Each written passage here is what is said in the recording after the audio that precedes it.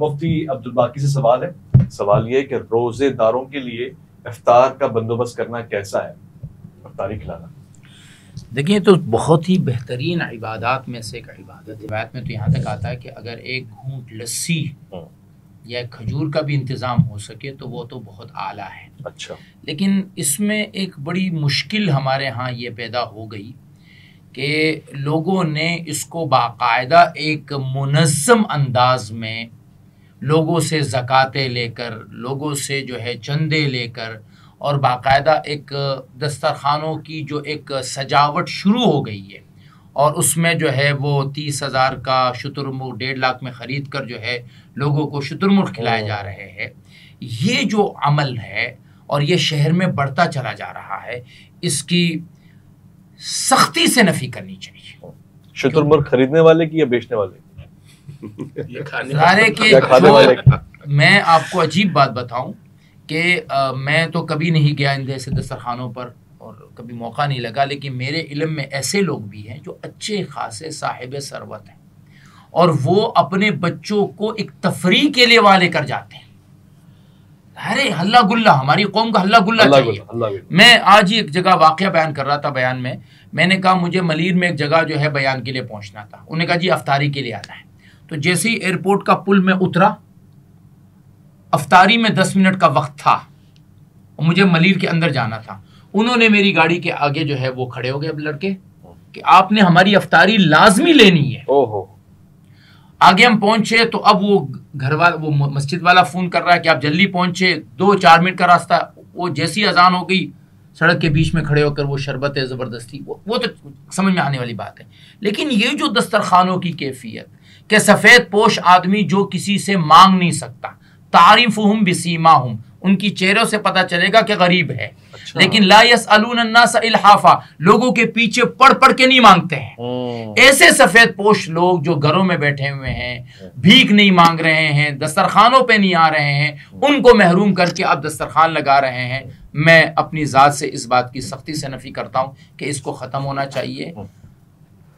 جو میں نے بات کہی نا، یہ جو لاکھوں کی چیزیں آپ کاٹ کاٹ کے لوگوں کو کھلا رہے ہیں، کبھی یاگ کھلا رہے ہیں، کبھی یہ کھلا رہے ہیں، اس کے بجائے غریبوں کو بندوبست کیجیے، ان کو عزت کے ساتھ ان کے گھروں میں کھانا دے دیجیے. وہ بھی اگر کر رہے ہوں ساتھ ساتھ اور یہ بھی کر رہے ہوں. دیکھیں اگر چھوٹے سے پیمانے پہ آپ کر رہے ہیں اور اپنے محلے کے لیے کر رہے ہیں، اپنی مسجد کے لیے کر رہے ہیں، اپنی امام بارگاہ میں کر رہے ہیں، اپنے مدرسے میں کر رہے ہیں، کیا حرج ہے؟ ٹھیک، بہت خوب. میں اجازت ہے 2-4 جملے اس حوالے سے ذرا اپنا حصہ ڈالوں. مفتی صاحب نے بڑی خوبصورت بات کی ہے اور قابل توجہ نکات ہیں. یہ جو ہمیں افطار کروانے کے حوالے سے حکم ہے وہ یہ نہیں ہے کہ دوسروں کی جیبوں سے کروائیں. اچھا، ہم بعض اوقات یہ سمجھتے ہیں کہ ہم اپنی جیب سے تو کچھ نہ نکالیں بلکہ اس کو اپنے معاش کا ذریعہ بنا لیں، چندہ جمع کریں، دوسروں کی جیبوں سے پیسے نکلوا لیں، اس سے کچھ افطار لوگوں کو کروا لیں، کچھ اپنے بچوں کو کروا لیں. یہ افطار کرنے کا انداز جو ہے یہ نہ نبوی سنت ہے اور نہ ہی دین نے اس کی آپ کو ترغیب دلائی ہے.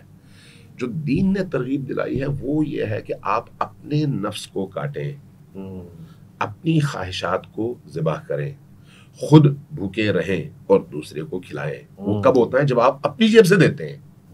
میں خطبہ شعبانیہ جو رسول کریم صلی اللہ علیہ وسلم کی شعبان کے آخری جمعے کا خطبہ ہے، اس میں ایک جملہ ہے وہ میں آپ سے شیئر کرتا ہوں کہ بڑا خوبصورت وہ کلام ہے. فرمایا ایھا الناس من فطر منکم صائما مؤمنا فی ھذا الشہر کان لہ بذلک عند اللہ عتق نسمۃ او رقبۃ. نسمۃ بھی ہے اس میں خطبے میں یا رقبۃ بھی ہے. ومغفرۃ لما مضی من ذنوبہ. جو شخص، لوگوں یہ ذہن میں رکھو، جو شخص تم میں سے کسی ایک مؤمن کو افطار کرواتا ہے اللہ اس کو ایک غلام آزاد کرانے کا ثواب دیتا ہے. ٹھیک ہے، صرف افطار. تو آگے ومغفرۃ لما مضی من ذنوبہ، اور اس کے ماضی کے تمام گناہوں کو اس ایک افطار کے سبب بخش دیتا ہے.